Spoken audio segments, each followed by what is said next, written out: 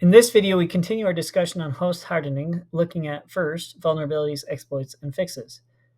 So what is a vulnerability? A vulnerability is a weakness that opens your program to an attack. So just like all these viruses that you see, these could be holes in our system that grants access to our system. The biggest concern is that of zero-day vulnerabilities.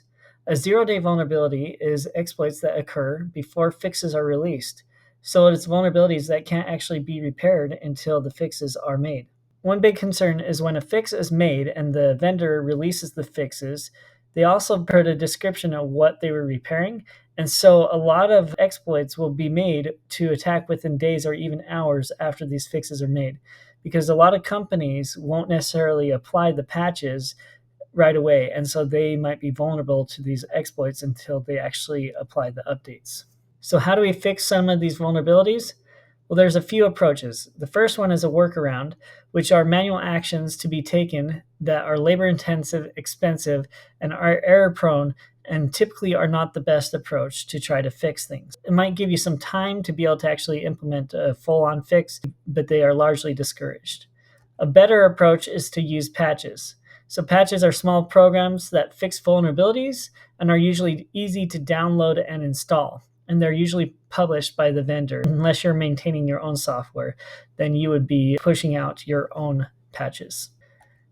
Additionally, you have version updates. These are larger patches that actually apply many different fixes that might exist within an operating system or with an application. So it is strongly encouraged that companies apply fixes quickly, because fixes are usually reverse engineered to exploit that vulnerability. Just like I explained to you that those exploits are made within days or hours to take advantage of this. So even though patching is strongly encouraged, what problems might exist with patching? The first issue is that companies and individuals often get overwhelmed with the number of patches because they're running a number of different operating systems. They're running a number of different application programs. And so they have to run multiple patches per day across all these different versions, et cetera, to ensure that their systems and applications are secure. Another issue is the cost of patch installation. So each patch takes time and labor. Usually companies don't have the resources to apply all the patches that are necessary.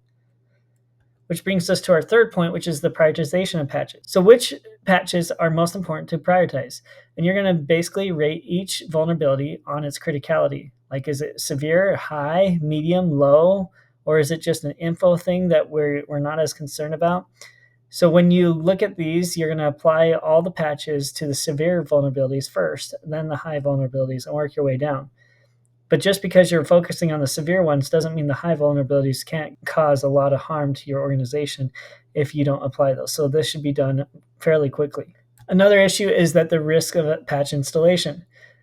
Sometimes patches can reduce functionality, freeze machines, or cause applications or operating systems to no longer function as expected.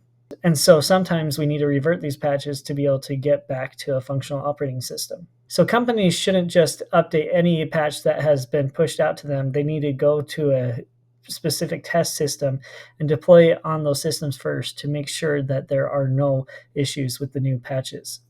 Thanks for watching my video. Feel free to click the links here to watch the next video of the playlist, continue to the next playlist, or subscribe.